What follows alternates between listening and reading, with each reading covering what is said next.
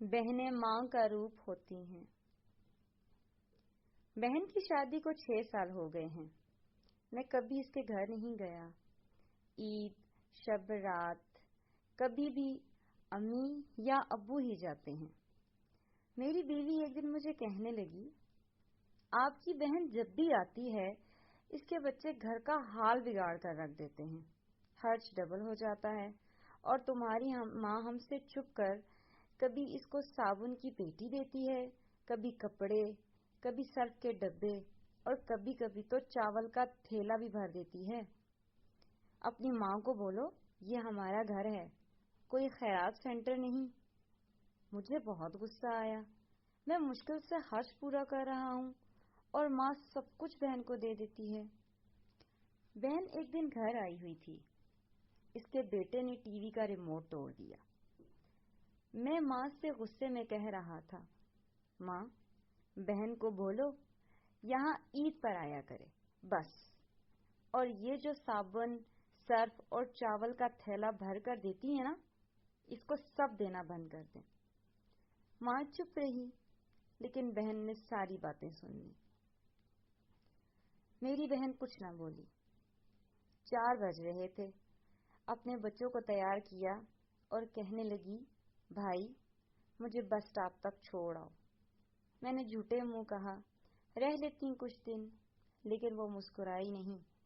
بھائی، بچوں کی چھٹیاں ختم ہونے والی ہیں۔ پھر جب ہم دونوں بھائیوں میں زمین کا بٹوارا ہو رہا تھا تو میں نے صاف انکار کر دیا، بھائی میں اپنی زمین سے بہن کو ایک حصہ بھی نہیں دوں گا۔ بہن سامنے بیٹھی تھی، وہ خاموش تھی، کچھ نہ بولی۔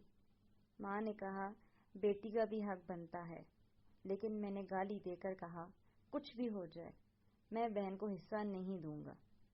میری بیوی بھی بہن کو برا بھلا کہنے لگی۔ وہ بیچاری خاموش تھی۔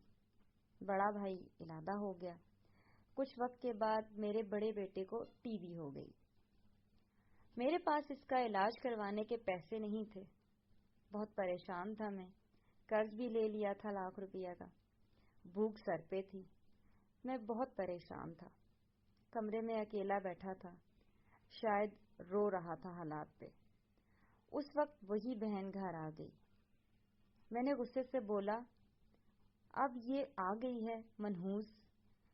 میں نے بیوی کو کہا، کچھ تیار کرو بہن کے لیے۔ بیوی میرے پاس آئی، کوئی ضرورت نہیں گوشت یا بریانی پکانے کی اس کے لیے۔ پھر 1 گھنٹے بعد وہ میرے پاس آئی، بھائی پریشان ہو؟ بہن نے سر پر ہاتھ پھیرا، بڑی بہن ہوں، تمہاری گود میں کھیلتے رہے ہو، اب دیکھو مجھ سے بھی بڑے لگتے ہو۔ پھر میرے قریب ہوئی، اپنے پرس سے سونے کے کنگن نکالے، میرے ہاتھ میں رکھے اور آہستہ سے بولی، پاگل، تو ایم ہی پریشان ہوتا ہے۔ بچے اسکول تھے، میں نے سوچا دوڑتے دوڑتے بھائی سے ملاؤں، یہ کنگن بیچ کر اپنا خرچہ کر اور بیٹے کا علاج کروا۔ شکل تو دیکھ ذرا، کیا حالت بنا رکھی ہے تم نے۔ میں خاموش تھا، بہن کی طرف دیکھے جا رہا تھا۔ وہ آہستہ سے بولی، کسی کو نہ بتانا کنگن کے بارے میں، تم کو میری قسم۔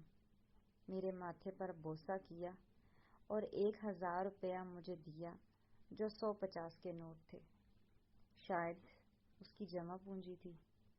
میری جیب میں ڈال کر بولی، بچوں کو گوشت لا دینا، پریشان نہ ہوا کر جلدی۔ اپنا ہاتھ میرے سر پر رکھا، دیکھ تیرے بال کتنے سفید ہو گئے۔ وہ جلدی سے جانے لگی۔ اس کے پیروں کی طرف دیکھا، ٹوٹی ہوئی جوتی پہنی تھی، پرانا سا دوپٹہ اوڑھا ہوا تھا، جب بھی آتی تھی وہی دوپٹہ اوڑھ کر آتی۔ بہن کی اس محبت میں مر گیا تھا۔ ہم بھائی کتنے مطلب پرست ہوتے ہیں، بہنوں کو پل بھر میں بیگانہ کر دیتے ہیں، اور بہنیں بھائیوں کا ذرا سا دکھ برداشت نہیں کر سکتی۔ وہ ہاتھ میں کنگن پکڑے زور زور سے رو رہا تھا، اس کے ساتھ میری آنکھیں بھی نم تھیں۔ اپنے گھر میں خدا جانے کتنے دکھ سہ رہی ہوتی ہیں۔ کچھ لمحے بہنوں کے پاس بیٹھ کر حال پوچھ لیا کریں، شاید ان کے چہرے پر کچھ لمحوں کے لیے ایک سکون سا آ جائے، کیونکہ بہنیں ماں کا روپ ہوتی ہیں۔